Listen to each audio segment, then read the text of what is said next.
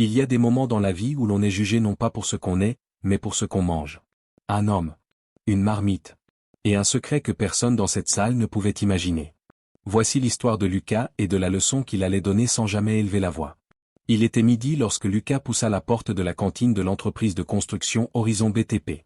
L'endroit était spacieux et moderne, avec des tables en bois massif et de grandes fenêtres laissant entrer la lumière naturelle. On y entendait les conversations animées, le cliquetis des couverts, et les arômes des plats du jour flottaient dans l'air chaud de cette salle bondée. Lucas portait une simple veste thermique usée par le vent. Sa chemise était modeste, mais ses chaussures étaient impeccablement propres. Rien chez lui n'attirait l'attention, et c'était exactement ce qu'il souhaitait. Il s'assit à une table près de la fenêtre, à l'écart des groupes principaux. Lorsqu'il ouvrit la marmite, de la vapeur s'en échappa doucement, révélant du riz blanc, des haricots, un œuf au plat et de la salade verte. C'était un repas simple, comme ceux que sa grand-mère Marguerite lui préparait autrefois. Un instant, il ferma les yeux. Il entendit sa voix résonner dans la cuisine, cette petite cuisine au carreau blanc où elle chantonnait en cuisinant. Il sentit presque l'odeur du thym et du laurier qu'elle ajoutait toujours. Elle était partie depuis plusieurs mois, et chaque repas était une façon de faire vivre son souvenir. Une façon de lui dire « Je n'oublie pas ». Regardez ça, lança la voix perçante d'Isabelle. Elle se leva de table, vêtue de vêtements de marque, un sac luxueux à l'épaule. Camille, à côté d'elle, avait déjà son téléphone en main. « Il y a quelqu'un qui a apporté sa gamelle de paysan », dit Isabelle en riant. Plusieurs têtes se tournèrent vers Lucas. Lui continua de manger en silence, sans lever les yeux. « Camille, filme. Ça va faire le buzz », s'écria Isabelle. Elle s'approcha de Lucas avec un sourire moqueur. « Tu n'as pas honte d'apporter ça ici ?» L'odeur pourtant embaumait la pièce. Lucas leva les yeux, calmement. « C'est de la nourriture de chez moi. Je ne vois pas le problème. » Un éclat de rire général se fit entendre. La vidéo fut aussitôt publiée. En quelques minutes, les réactions affluèrent. Lucas referma la marmite, sourit avec dignité et se dirigea vers la sortie, la tête haute. Dans le couloir, Odette, la femme de ménage qui travaillait là depuis des années, s'approcha de lui discrètement. « Ta grand-mère serait fière de toi », dit-elle à voix basse. Lucas s'arrêta net. « Personne ne sait rien de ma vie privée. »« Comment le savez-vous » Odette sourit énigmatiquement et continua son travail comme si de rien n'était. Lucas la regarda s'éloigner, troublé par ces quelques mots qui avaient tout dit sans rien expliquer. Au lever du jour suivant, la vidéo s'était répandue dans toute l'entreprise. Dans son bureau, Lucas sentait les regards et les chuchotements. Son téléphone vibrait sans cesse. Ses mains tremblaient légèrement, mais il se concentrait sur les projets architecturaux étalés devant lui. Il respira profondément. Il avait connu des jours bien plus difficiles. La responsable des ressources humaines s'approcha. « Pouvez-vous venir à mon bureau ?»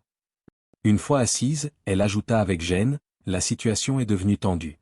Vous devriez peut-être manger à l'extérieur, ou choisir quelque chose de plus, discret. » Lucas la regarda droit dans les yeux. « Vous me demandez de ne plus apporter mon repas de chez moi ?»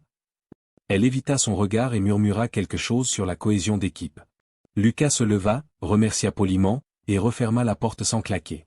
Ce soir-là, le téléphone de Lucas sonna. « J'ai vu la vidéo », dit la voix grave de son oncle Bernard. « Il faut qu'on parle. » Une heure plus tard, Lucas se tenait dans la vaste demeure de Bernard.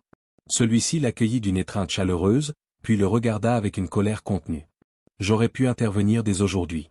Tu sais qui je suis dans cette entreprise. » Lucas secoua la tête. « Laisse-moi encore 2 mois. Je veux faire les choses à ma façon. » Bernard le regarda longuement, partagé entre l'admiration et l'inquiétude. « Pourquoi est-ce si important pour toi ?» Lucas répondit sans hésiter, « Parce que Marguerite m'a appris que le caractère ne s'achète pas. Je veux prouver ce que je suis, sans que ton nom ne le fasse à ma place. » Car voilà ce que personne dans cette entreprise ne savait, Lucas n'était pas un simple employé. Depuis 2 mois, il évaluait l'entreprise de l'intérieur, sur ordre de Bernard, son oncle et propriétaire majoritaire du groupe Horizon BTP. Il observait qui traitait les subalternes avec respect, qui travaillait réellement, et qui portait un masque de façade. Son rapport serait déterminant lorsqu'il prendrait officiellement ses fonctions. Il avait tout noté, tout vu, tout retenu. Le lendemain, le parking était plein dès l'aube. La vidéo avait fuité dans les médias locaux. Les hashtags contre le harcèlement moral se multipliaient. Isabelle et Camille marchaient dans le couloir, les yeux fatigués, cherchant des alliés qui ne venaient pas. Personne n'était convaincu par leurs explications. Dans le couloir, elles croisèrent Lucas. Il les regarda avec un calme troublant et passa sans un mot. Isabelle murmura à Camille, « Il sait quelque chose. » À midi, Bernard entra dans la salle de réunion et le silence se fit immédiatement. Il fit repasser la vidéo sur l'écran, sans un mot. Juste les images. Juste les rires. La honte était palpable. Isabelle et Camille tentèrent de s'excuser, cherchant leurs mots. Bernard les fixa longuement, puis dit calmement que personne dans cette salle ne savait réellement qui était la personne qu'elles avaient humiliée. Il appela Lucas. Celui-ci entra, l'air grave. La ressemblance avec Bernard était frappante, les mêmes yeux, la même façon de se tenir droit. Voici mon neveu. Mon héritier.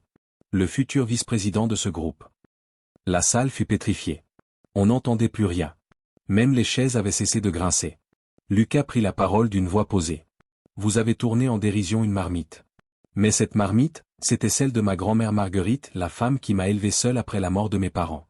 Chaque repas qu'elle préparait était un acte d'amour. J'ai grandi avec peu, mais avec beaucoup de caractère. Il marqua une pause, laissant les mots s'installer dans le silence. J'avais 7 ans quand j'ai vu un homme se faire agresser dans la rue. J'aurais pu m'enfuir. Mais Marguerite m'avait appris à ne pas rester les bras croisés face à l'injustice. Cette nuit-là, je suis intervenu. Et l'homme que j'ai aidé, c'était Bernard. Le silence régnait toujours. Quand Bernard a voulu me donner de l'argent, j'ai refusé. Non pas que je n'en avais pas besoin, j'en manquais cruellement. Mais Marguerite ne m'a pas appris à faire ce qui est juste pour obtenir une récompense. Je lui ai simplement demandé s'il allait bien, et je suis parti, convaincu de ne jamais le revoir.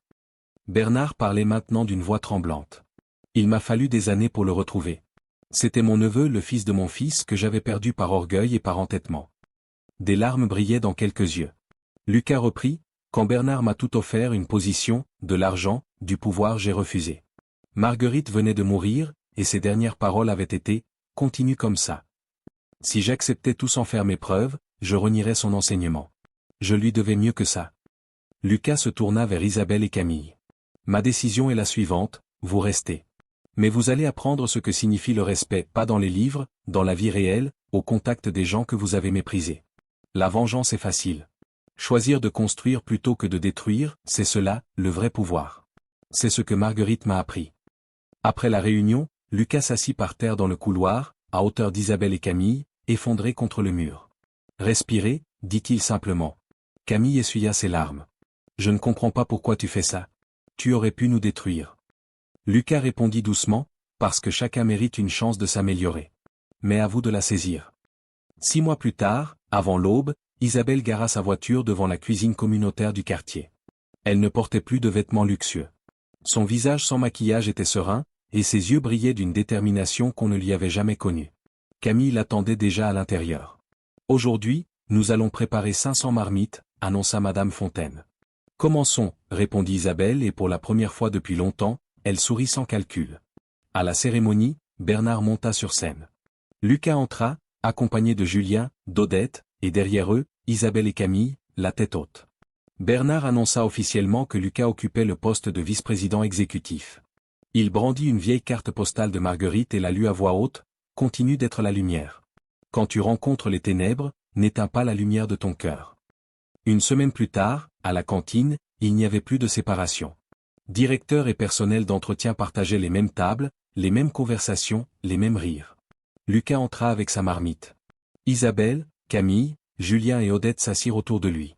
C'est le meilleur repas que j'ai jamais mangé, dit Isabelle. Parce qu'il est fait avec amour, ajouta Camille. Lucas leva la marmite. Pour Marguerite.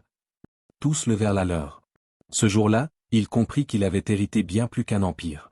Il avait hérité d'une façon d'être dans le monde. D'une façon de regarder les autres non pas pour ce qu'ils portent, mais pour ce qu'ils sont. Parce que Marguerite lui avait appris la chose la plus rare qui soit, que la vraie force ne détruit pas. Elle élève. Alors, posez-vous cette question honnêtement. Si quelqu'un vous humiliait demain devant tout le monde, quelle serait votre première réaction? La colère?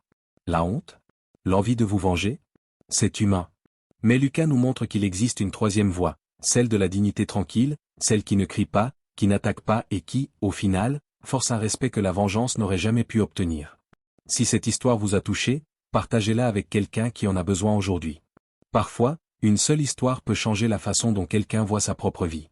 À très bientôt pour une nouvelle histoire, celle qui, peut-être, changera.